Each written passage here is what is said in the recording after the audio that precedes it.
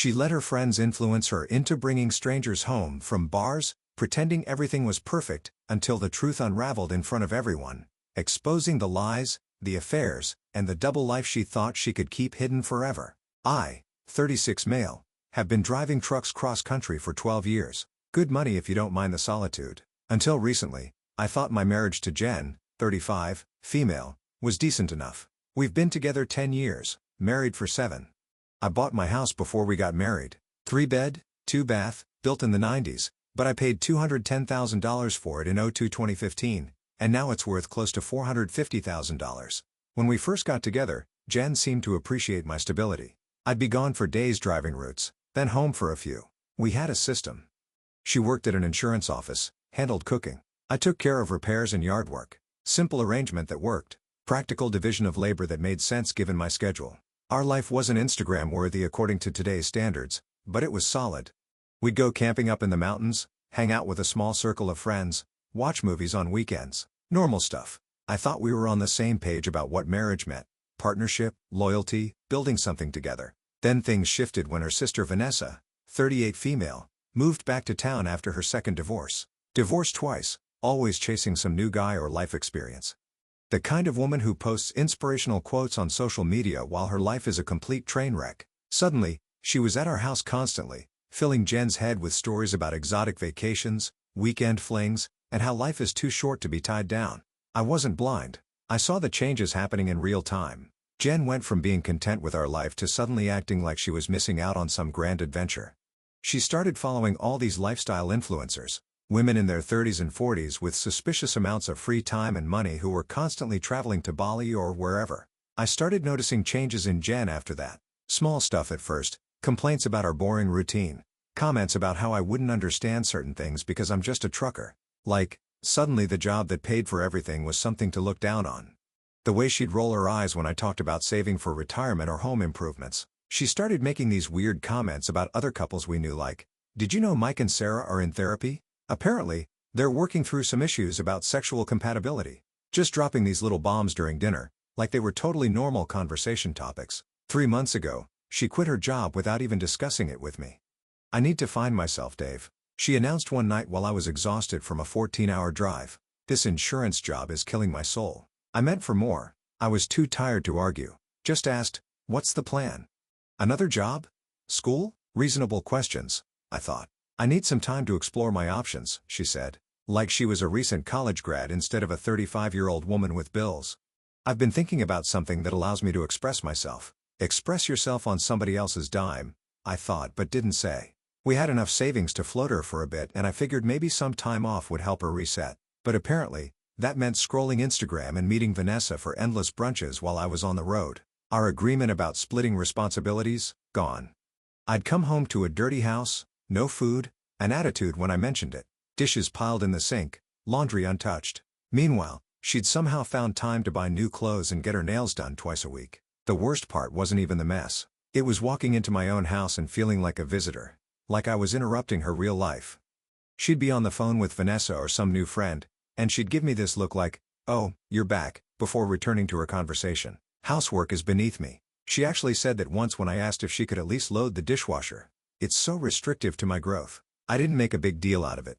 Just started doing everything myself, cooking my meals, cleaning, doing my laundry while working 60+ hours a week on the road. But I started checking out mentally. Spent more time with my buddies at the garage where we work on project cars. I've got this 67 Camaro I've been restoring for years. Nothing clears the head like working on an old engine. You don't have to guess what's wrong. You diagnose it. You fix it. It works again. If only relationships were that straightforward, then the fights became more common. I'd point out that she wasn't contributing. She'd call me controlling and financially abusive. I'd mention our agreement. She'd say agreements evolve and I needed to get with the times. I'd ask about her job search and she'd accuse me of not supporting her journey. So there I was getting home from a 3-day haul thinking it was just another Tuesday. Jen asked me to sit down in the living room. She had that look where someone's about to drop a bomb. "Dave," she started swirling her glass. "I've been doing a lot of thinking about us." Uh-huh. My stomach did a little flip, but I kept my face neutral. "I think it's time we explored," she finally said with a straight face. "Explore?" I asked, keeping my voice even. "Explore what? National parks?" She gave me this impatient sigh. "No, Dave. With other people. An open marriage. My brain short-circuited. This was Jen. My Jen. The woman who once got jealous when I mentioned a female truck stop cashier was friendly. Now, she's casually pitching screwing other people like she's suggesting we try a new restaurant. Wait, are you serious? Was all I could manage. Yes, completely, she said with this weird brightness in her voice. I think it could be really liberating for us. Bring a new spark. We both get to experience new things, new people, no secrets. It's all above board. This marriage is so restrictive. I want to explore others. My first reaction was anger, followed by this weird cold calm. So you want to sleep with other guys? Cheat without saying you want to cheat, I said flatly. It's not just that, she stammered. It's about freedom and growth for both of us. I want to see other men, more interesting men. Interesting, I said. Like that CrossFit instructor you and Vanessa keep talking about? Her face flushed. Bingo. She'd been mentioning this Matt guy for weeks. How inspiring his journey was. How he'd quit his corporate job to become a fitness instructor. How he was really connecting with his authentic self. Authentic self, whatever the hell that means. We argued for about an hour. The usual points. She wanted experiences. I pointed out vows mean something. She said I was stuck in patriarchal thinking. I reminded her she used to value loyalty. Round and round. She kept using these buzzwords: evolving relationship models, ethical non-monogamy, expanding our capacity for connection, like she'd swallowed a self-help book. Meanwhile, I was thinking about mortgage payments and STD risks.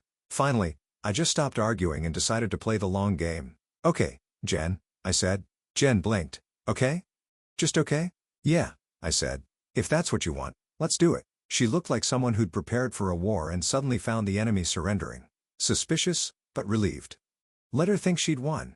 That would make the next moves easier. Jen's shocked expression quickly morphed into a smug smile like she'd won something. Wow, I didn't think you'd be so open-minded. She was practically bouncing. This is going to be amazing for us, Dave. We should set some ground rules. I nodded. Sure. What were you thinking? She jumped right in. Well, we should be honest about who we're seeing. No lying or sneaking around. And we should still prioritize each other. Like date nights and stuff. Makes sense, I said. And maybe we start with just casual things. Nothing serious or emotional with other people. I just kept nodding, watching her lay out this framework she'd obviously been thinking about for weeks. Probably had the CrossFit guy lined up already. He'd been liking all her Instagram posts. Subtle. When were you thinking of starting? I asked. She looked away. Well, there's a gym social thing tomorrow night. Of course, there was. Go for it, I said. I've got a 3-day haul starting tomorrow anyway. She was confused and seemed almost disappointed at how easy this was. She'd clearly been rehearsing arguments in her head, expected me to fight harder, maybe even wanted me to. The next 6 weeks were wild. Jen dove into her new lifestyle with enthusiasm. I'd respond with simple okay or have fun messages. Never asked for details. Drove her crazy that I wasn't jealous. It was like watching someone live out a fantasy they'd convinced themselves was sophisticated and evolved, when really it was wanting to have sex with someone new while keeping your security blanket at home. Meanwhile, I was quietly putting my house in order. Called my bank and set up a new account at a different bank. Started moving small amounts over. Nothing suspicious, just enough to build a safety net. Documented everything happening in our marriage in a password-protected file. Scheduled a consultation with a divorce attorney during one of my longer hauls. I also stepped up my gym routine, started doing heavy compound lifts, added cardio, lost 15 pounds of fat, started gaining muscle, started taking better care of myself overall. Figured if I was going to be single again, might as well be the best version of myself. The attorney, Mike, had seen it all before. Classic case, he said after I explained the situation. She wants to have her cake and eat it too. Your house is premarital, so that's protected. No kids makes it cleaner. Keep documenting everything and don't confront her yet. Mike was this no-nonsense guy in his 50s, divorced twice himself ironically enough. Said his own experiences made him better at his job. Could spot the patterns because he'd lived them. Women like your wife, he said, leaning back in his chair. They think they've got it all figured out. Think they can have the freedom of being single with the security of being married. Doesn't work that way. I followed his advice, kept my head down, let Jen have her fun, and quietly prepared for the inevitable. About 2 months into this arrangement, the other shoe dropped. There's a neighbor, Amanda, 35 female, who lives 2 doors down. Hot as hell fitness instructor type, always in yoga pants. For years, she'd been too friendly with me according to Jen, who'd made jealous comments about it. Amanda would sometimes chat with me when I was working on my truck in the driveway. Simple stuff. Cars, neighborhood gossip. I'd always kept it strictly neighborly out of respect for my marriage. Amanda was single. No kids, taught fitness classes at a studio downtown. One Saturday, I was changing the oil in my truck when Amanda came over. "Hey, neighbor," she smirked, leaning against my toolbox. "Haven't seen you around much lately." "Been on the road a lot," I said, wiping my hands on a rag. She looked good. Tank top, shorts, the works. She smiled at me. Different than before. More intent. "So I heard through the grapevine that you and Jen have some kind of arrangement now." I looked up at her. "Where'd you hear that?" "Small neighborhood. Jen's been seen around with that guy a few times, pretty obvious what's happening." She shrugged. "Just curious if it goes both ways." Before I could answer, Jen's car pulled into the driveway. Her face when she saw Amanda talking to me, priceless, pure panic. She practically ran over. "Dave, what's going on?" Amanda smiled innocently. "Just saying hi to Dave." "Right?" Jen said, eyes darting between us. "Dave, can I talk to you inside for a minute?" The moment we were through the door, she exploded. "What the hell was that?" "You and Amanda?" "We were just talking," I said calmly. "Like we've done for years. Don't play dumb." She was practically undressing you with her eyes. I raised an eyebrow. "And that's a problem because it's Amanda. The woman I've been telling you for years has a thing for you." I leaned against the counter. "I thought we had an open marriage now. Isn't that what you wanted to explore?" Her face went through about 5 different emotions. "That's different. Amanda is someone we see all the time. It would be weird and messy. So your CrossFit instructor is fine, but my neighbor isn't?" "Interesting. It's not the same," she insisted. He's just casual. No emotions. And you know Amanda wouldn't be casual because she's had a thing for you forever. She'd want more." Jen was practically yelling now. I stayed perfectly calm. "So your problem isn't that I might hook up with someone else. Your problem is that it might be someone who actually likes me." "That's not what I said." "It's exactly what you said, Jen. You're fine with me having meaningless sex with strangers, but God forbid I connect with someone who might actually care about me." The fight continued for hours. Her position kept shifting. First, Amanda was off limits because she was a neighbor, then because she was Jen's enemy news to me, then because open marriages should be about new experiences, not old crushes. I finally just walked out and went to the garage, spent the rest of the day working on my project car, gave me time to think. The next few weeks were tense. Jen continued her exploration with CrossFit Matt and apparently some other guy she met at a bar. Meanwhile, I was under surveillance. She'd randomly come home early when I was off work, started checking my phone when she thought I was sleeping, even tried to get the password to my new email account. I gave her nothing to find, which only made her more paranoid. The emptier the treasure chest, the more convinced she became that I'd hidden the real goods somewhere else. Classic projection. She was being shady, so obviously I must be too. My focus shifted entirely to self-improvement. I was hitting the gym 5 days a week now. Started reading books on finance and investment during my long hauls. Reconnected with old friends I'd lost touch with during my marriage. Had actual hobbies again.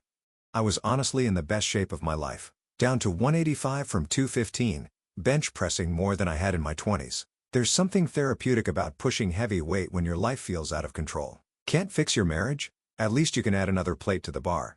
The divorce lawyer became my unofficial buddy. I'd call him during long stretches of highway, update him on the latest developments, and he'd remind me to stay the course, document everything, don't engage, let her dig her own grave. Then Amanda upped the ante. She texted me one afternoon having a small barbecue this weekend. Just a few neighbors. "You should come by." Jen too, of course. I showed Jen the text. Thought she might actually explode. "We're not going," she snapped. "She's just trying to get close to you." "Maybe I want to go," I said mildly. "Good food, neighbors, normal social stuff. While you ogle Amanda in her bikini? I don't think so."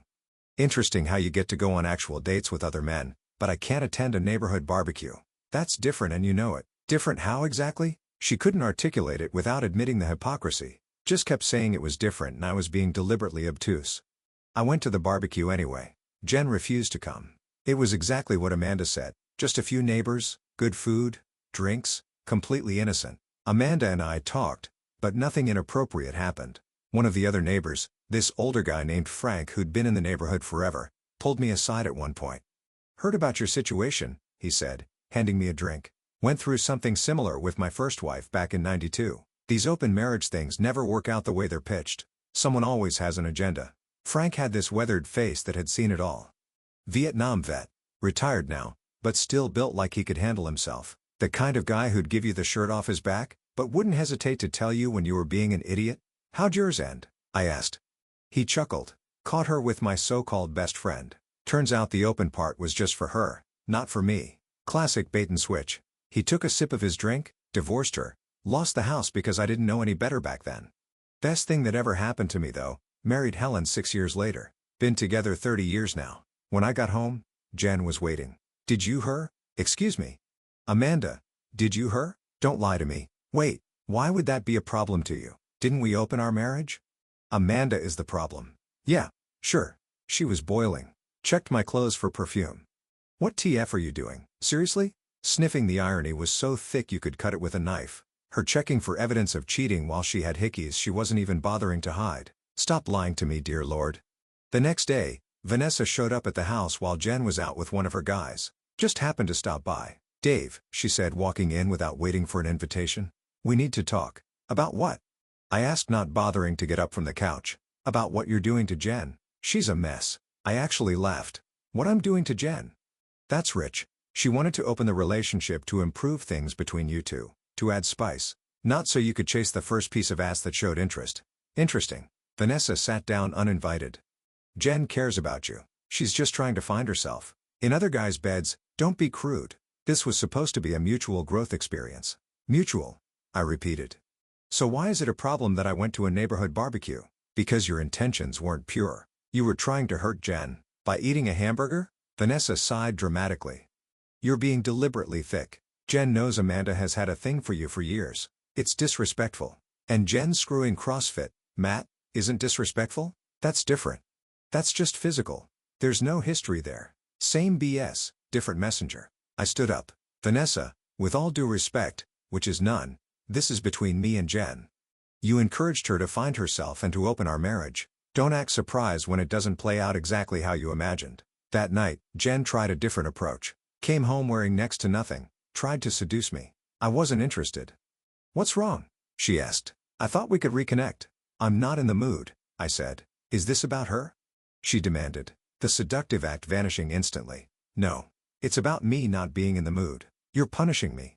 I agreed to exactly what you wanted. 4 months into our open marriage, I was documenting everything.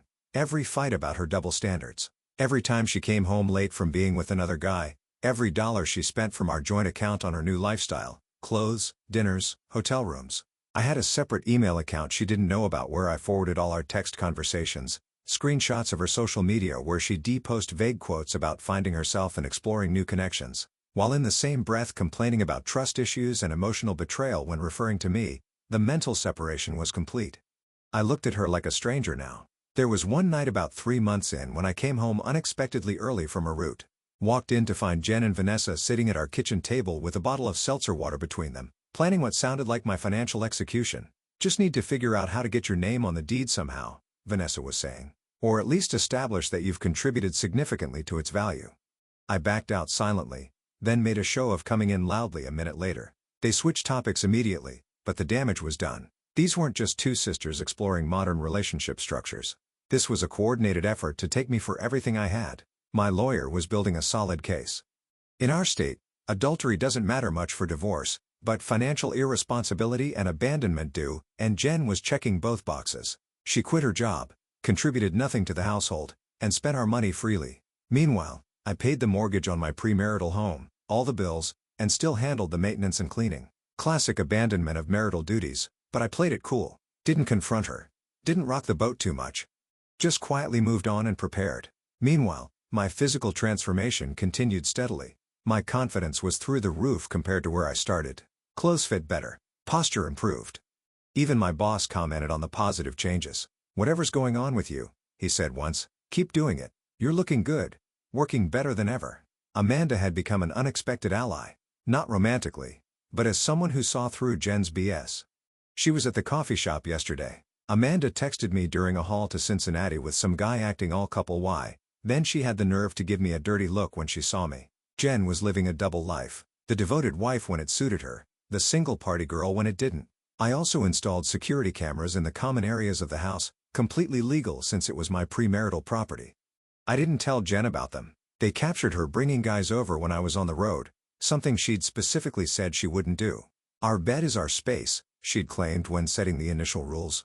That rule apparently only applied to me. The cameras also caught her going through my desk drawers, checking my mail, searching for God knows what. Financial documents probably, or evidence of my own indiscretions that she could use against me. I also overheard her and Vanessa bad-mouthing me in my own living room, planning how to handle me, discussing what they do with the house when the time comes as if it would ever be hers. I just need to keep him pacified until I figure out my next move, Jen said. Matt's fun, but he's not exactly husband material, and I need to be smart about this house. It's worth a fortune now with the market the way it is. They went on to discuss how she might claim partial ownership of the house despite it being my premarital asset. Vanessa suggested claiming she'd contributed significantly to its upkeep and improvement, which was laughable given she'd never so much as changed a light bulb. I sent the recording to my lawyer. He was gleeful. "This is gold," he said. "Clear evidence of intent to defraud. Keep recording." I did every conversation, every fight, every lie. All documented, all saved, all sent to my lawyer. Meanwhile, my exit strategy was taking shape. I'd secured a storage unit for my important possessions, family heirlooms, documents, the small gun collection my grandfather had left me, anything that couldn't be replaced or I didn't want to risk losing in the inevitable chaos of separation. I transferred about 60% of our joint savings to my new account. Not enough to be considered hiding assets, but enough to ensure I wasn't left high and dry if she tried to clean out the accounts. I was waiting for my opportunity with Jen, and it was coming soon. 6 months into our open marriage, things were reaching a breaking point. Jen was getting sloppy, staying out all night, barely bothering to lie about where she was, spending money like water. I had strategically moved most of our joint funds to my separate account, leaving just enough for bills and basic expenses, plus a healthy buffer she could burn through with her brunches and hotel rendezvous. Just enough to avoid suspicion. She hadn't even checked the balance once in months. Too busy finding herself to look at bank statements or question where the money came from since she wasn't working. Then one night, everything changed. I came home from a 3-day haul to find Jen and CrossFit Matt in our living room, drinking and looking very comfortable. "Dave," she said with fake brightness. "You remember Matt?" Matt looked uncomfortable, but tried to play it cool. "Hey, man, good to finally meet you properly." He was exactly what I expected. Mid-30s. Expensive haircut. The kind of muscles that come from focusing on mirror muscles and skipping leg day. Wearing one of those tech fabric shirts that cost $80, but are essentially just polyester. Seeing Matt there, feet up on my couch, that was bad. Watching him pour my birthday log of urine into a solo cup, that was the final straw. I sat down my duffel bag. "You're drinking my Lego Valone." Jen waved dismissively. "Don't be petty. I bought that bottle." She hadn't. It was a birthday gift from my brother that she had watched me open last month. But that wasn't the point. "You brought him to our house," I said flatly. "That was one of your rules. No bringing people to our home." "I think we're past that now," she said with an eye roll. "It's been 6 months. The rules evolve. Like, they evolved about Amanda." Matt looked between us, clearly sensing the tension. "Maybe I should go." "No. Stay." Jen insisted, putting her hand on his arm. "Dave's just being dramatic. This is my house too." Something in me snapped at that moment. I was done. "Actually," I said calmly, "it's not." "Excuse me." Jen's eyes narrowed. "This house isn't yours. It never was. I bought it before we were married. You've contributed nothing to the mortgage, taxes, or upkeep. Legally, you're a tenant at best." Her face flushed with anger. "How dare you? We're married. What's yours is mine." "That's not how premarital assets work in this state," I said. "But I'm sure Vanessa told you that when you were discussing how to take my house when the time comes." Jen's face went white. Matt looked like he wanted to disappear through the floor. "What are you talking about?" she stammered. "I heard you. You and Vanessa planning your next move, discussing how to claim my house, calling me a sucker. You were spying on me?" She shrieked. "Not spying. Protecting my assets from someone who's explicitly stated her intention to take them." Matt stood up. "I'm leaving." This is not what you said it was, Jen." She ignored him, focused entirely on me. "You've been planning this all along, agreeing to the open marriage just to trap me." I actually laughed. "Trap you into what? Sleeping with other men? Having your sister over to plot against me? Bringing your buddy to my house to drink my whiskey? Yeah. What an elaborate trap." Matt was already heading for the door. "Smart guy. Don't you dare leave." Jen yelled after him. "This isn't about you." But he was gone. At least he had the sense to recognize a shit show when he saw one. Jen rounded on me. "You've ruined everything. This was working fine until you got all possessive and weird." "Working fine for who exactly? You get to screw around while I work 60 hours a week to pay for everything? You get to bring men to my house while I can't even talk to a neighbor without being accused of cheating? That's your definition of working fine?" "I never cheated. We had an agreement." An agreement you unilaterally changed whenever it suited you. She tried a different angle, suddenly teary-eyed. I just needed to find myself. Dave, I was lost. This was never about not loving you. Save it, I said. I've watched you find yourself for 6 months. Turns out what you found was that you like screwing other guys while having a stable provider at home. Well, that arrangement is over. What does that mean? She asked, suddenly wary. It means I'm done. I've been done for months. I've just been waiting for the right time. The right time for what? Her voice had gone small. To end this farce of a marriage. She stared at me. Then her expression hardened. Fine. If that's what you want. But don't think I'm walking away with nothing. I know my rights. Half this house is mine, half your pension, half of everything. I smiled. We'll see about that. I crashed at a motel that night. By morning, I was on the phone with my lawyer. It's time, I told him. She brought one of her guys to my house drinking my stuff. He was ready. Papers were prepped, everything organized to maximize my position and minimize her claims. I headed back to the house to grab another round of clothes before I hit the road again. Jen was waiting like she'd been standing there all night, red eyes, messy bun, and of course, Vanessa lurking nearby like her personal attack dog. They were suddenly all about being civil. Jen wanted to talk next steps. Apparently, she and Vanessa had already been scoping out divorce attorneys. The plan now was to do it amicably. Their words, not mine. Vanessa had the nerve to suggest that Jen deserved probably at least 60 or 70% of everything since I was clearly the one breaking the marriage contract. Pure delusion with zero legal basis, but they both nodded like it was established law. Jen acted like she deserved a cut of everything, claimed she contributed by being present, emotionally supportive. The whole script. Vanessa doubled down saying Jen had been the backbone of the household. I didn't even argue. No point. The reality was simple. She didn't clean, didn't work, didn't maintain a thing. Every time I came home from a haul, the place looked like a crime scene. I handled the cleaning, the bills, the yard, everything. Name one thing you did in the last 6 months, I said calmly, zipping up my duffel. Silence. She couldn't name a single useful thing she'd done in the last 6 months. Her defense was emotional labor and some vague nonsense about presence and vibes. Here's what's going to happen, I said. I'm going on my scheduled haul. When I get back in 3 days, I expect you to be making arrangements to move out. What? I'm not going anywhere, Jen declared. This is my home too.